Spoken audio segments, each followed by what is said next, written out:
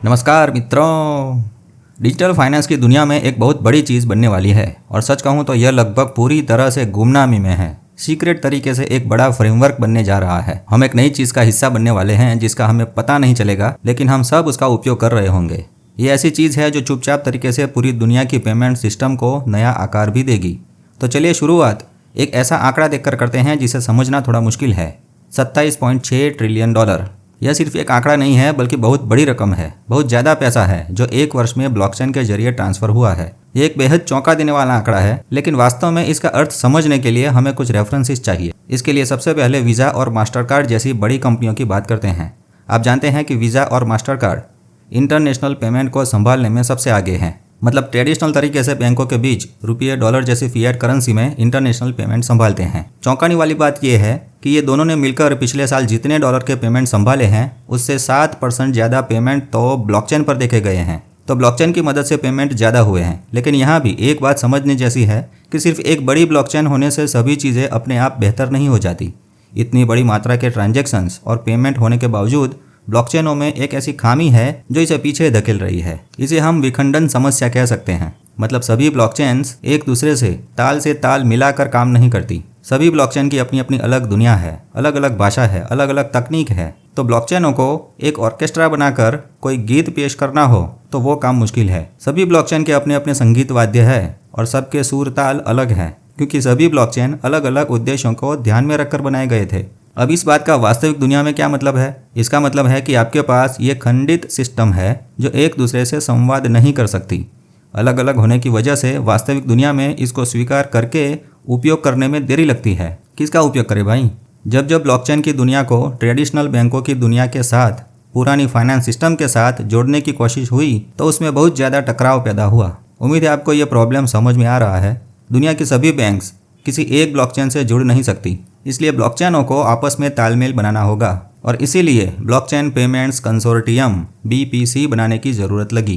Consortium का अर्थ संघ, साझेदारी या समूह होता है जो एक साझा लक्ष्य को प्राप्त करने के लिए संसाधनों को एकत्रित करता है। यह कंपनियों का एक गठबंधन होता है जो अक्सर किसी बड़े प्रोजेक्ट को पूरा करने के लिए संयुक्त पहल शुरू करने के लिए बनता है। आसान भाषा में कंसोर्टियम का मतलब स्वतंत्र संस्थाओं का किसी एक विशिष्ट उद्देश्य के लिए सहयोग करने के लिए सहमत होना। यहाँ कुछ स्वतंत्र ब्लॉकचेन एक विशिष्ट उद्देश्य के लिए एक दूसरे के साथ सहयोग करेंगी। कौन सा उद्देश्य? तो भाई लीगल तरीके से बैंकों के साथ मिलकर ब्लॉकचेन पर इंटरनेशनल पेमेंट करने का उद्देश्य। BPC का पूरा नाम है ब्लॉकचेन पेमेंट्स कंसोर्टियम। 7 बड़ी बड़ी ब्लॉकचेन कंपनीज ने मिलकर ब्लॉकचेन पेमेंट कंसोर्टियम BPC बनाया है। काम हो रहा है। इसका मुख्य उद्देश्य ब्लॉकचेन पेमेंट्स के लिए यूनिफाइड स्टैंडर्ड्स बनाना और क्रिप्टो तथा ट्रेडिशनल फाइनेंस के बीच ब्रिज का काम करना है। ये वो 7 ब्लॉकचेन है जो आपस में मिलकर ये BPC बनाएगी। इन सभी ब्लॉकचेनों के वेरीफाइड ऑफिशियल ट्विटर हैंडल पर सभी ने इसके बारे में कोई ना कोई पोस्ट करके बताया है, जिन्हें आप इस वीडियो के स्क्रीन पर साइड में देख सकेंगे। अभी वीडियो को आगे बढ़ाते हैं। BPC के मुख्य 3 गोल्स हैं। पहला है इंटरऑपरेटिबिलिटी, यानी अलग अलग ब्लॉकचेन्स के बीच क्रिप्टो के ट्रांजैक्शंस आसानी से हो सकें। दूसरा गोल है क्रॉस बॉर्डर पेमेंट्स प्रोसेस को फास्ट करना और सस्ता बनाना। उसमें रेगुलेटरी कंप्लायंस भी इन्वॉल्व किया है। अभी जितनी भी बैंक्स है उनके साथ कोलैबोरेशन करना और अलग अलग देशों में एक यूनिफाइड रेगुलेटरी अप्रोच बनाना। यह कंसोर्टियम का तीसरा उद्देश्य है स्टैंडर्डाइजेशन, कॉमन टेक्निकल स्टैंडर्ड्स बिठाना ताकि सब लोग एक ही चीज़ को माने, एक ही चीज़ को जाने। दूसरा है फ्रेगमेंटेड इकोसिस्टम को यूनिफाइड करना। सभी क्रिप्टो की अलग अलग इकोसिस्टम है, मतलब ब्लॉकचेनों की अलग अलग भाषा है, उनको एक कॉमन लैंग्वेज देना। जिस प्रकार दुनिया के अलग अलग देशों में अलग अलग भाषाएं तो हैं, लेकिन अंग्रेजी भाषा सब जानते हैं, तो इसी प्रकार यहाँ कंसोर्टियम में ये 7 ब्लॉकचेन में एक कॉमन भाषा बनानी है। यहाँ भाषा का मतलब ऐसा कुछ टेक्निकली बनाना है जिससे ब्लॉकचेन्स एक दूसरे की इकोसिस्टम को और साथ में बैंकों को भी क्रॉस बॉर्डर पेमेंट करने के लिए ज़्यादा सक्षम बनाएं।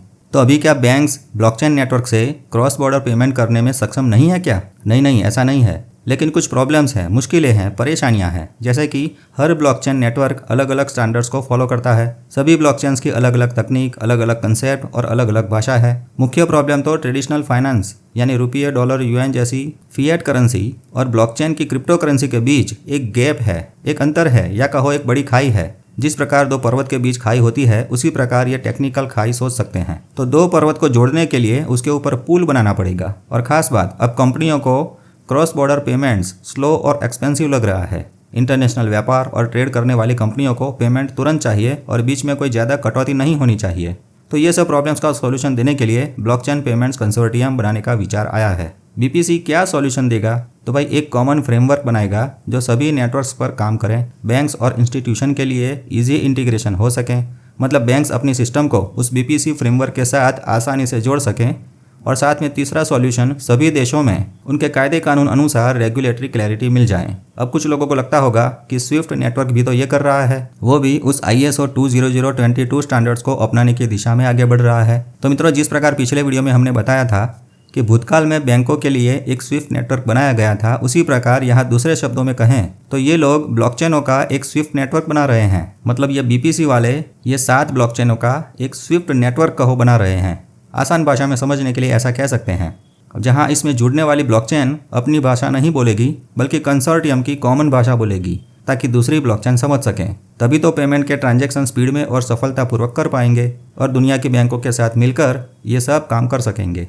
इस प्रकार ये बीपीसी जो है वो एक तरह से स्विफ्ट नेटवर्क जैसा काम करने जा रहा है।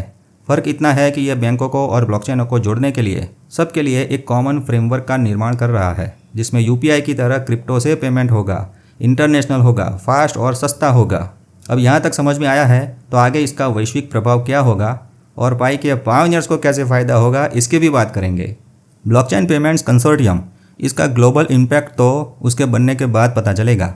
जिस प्रकार अब ब्लॉकचेन के जरिए ग्लोबल ऑन चेन पेमेंट में 15 ट्रिलियन से ज़्यादा डॉलर स्टेबल कॉइन के स्वरूप में घूमते हैं और वहाँ वीज़ा, मास्टरकार्ड जैसी कंपनियाँ स्टेबल कॉइन्स का उपयोग कर रही है, बढ़ा रही है, तो ये सब देखकर कह सकते हैं कि ये कंसोर्टियम भी क्रिप्टो एडॉप्शन के लिए गेम चेंजर हो सकता है। अगर इसको भी भविष्य में सफलता मिलती है, ठीक तरह से काम करता है, स्विफ्ट नेटवर्क की तरह सक्सेसफुल होता है, तो क्रिप्टो पेमेंट मेनस्ट्रीम बन सकते हैं। Debit card, credit card network के साथ तगड़ी कंपटीशन होगी, क्रॉस बॉर्डर पेमेंट्स में क्रांतिकारी बदलाव होंगे और पूरी दुनिया में लोग इसका स्वीकार करके उपयोग करेंगे। ब्लॉकचेन पेमेंट कंसोर्टियम की शुरुआत क्रिप्टो इंडस्ट्री के मैच्योरिटी का साइन है, सिग्नल है और दिखाता है कि बड़ी ब्लॉकचेन और बड़े बड़े बैंक्स कोलैबोरेशन के through real world problems solve करने पर फोकस कर रहे हैं। ये Web3 और ट्रेडिशनल फाइनेंस के एक संगम होने की दिशा में एक बड़ा कदम है।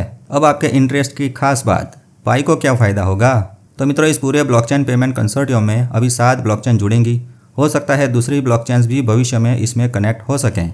पाई भी आसानी से कनेक्ट हो सकेगा। आप तो जानते हैं पाई नेटवर्क जो है वो स्टेलर ब्लॉकचेन का एक मॉडिफाइड वर्जन है, फोर्क है। तो पाई को इस कंसोर्टियम में जुड़ने के लिए कोई ज़्यादा टेक्निकल डेवलपमेंट या कठिन प्रयास की ज़रूरत नहीं रहेगी, ऐसा लगता है। हाँ भाई, क्योंकि सब काम स्टेलर वालों ने पहले से करके रखा होगा। तो इस प्रकार सोच सकते हैं कि पाई की ब्लॉकचेन भी इस कंसोर्टियम में आसानी से जुड़कर सोलाना, टॉन और दूसरी ब्लॉकचेनों के साथ इंटरऑपरेबल हो जाएगी। अब दूसरी खास बात, इस कंसोर्टियम में पॉलीगॉन ब्लॉकचेन भी है और भारत सरकार अगर पॉलीगॉन ब्लॉकचेन पर अपना स्टेबल कॉइन बनाती है तो पाई से सीधा कन्वर्जन या कहो स्वैपिंग भारत के स्टेबल कॉइन में हो जाएगा। है ना मस्त बात। पाई के वॉलेट में ही आप पाई को भारत के स्टेबल कॉइन में कन्वर्ट कर सकेंगे। और भी बहुत सारी संभावनाएं भरी पड़ी है भविष्य के गर्भ में। लेकिन आप अगर किसी एक चीज पर अटक गए या कोई ड्यूअल वैल्यू सिस्टम में फंस गए, सच्चाई जानने के बाद आवेश में आकर निराश हो गए, तो अनंत संभावनाओं के द्वार खुद बंद कर लेंगे। ऐसा नहीं होना चाहिए। इसलिए हर रोज नया नया जानते रहें और प्रसन्न रहें। मेटा मित्र से जुड़े रहें। मेरा मित्र मेटा मित्र। जय हिंद, जय भारत।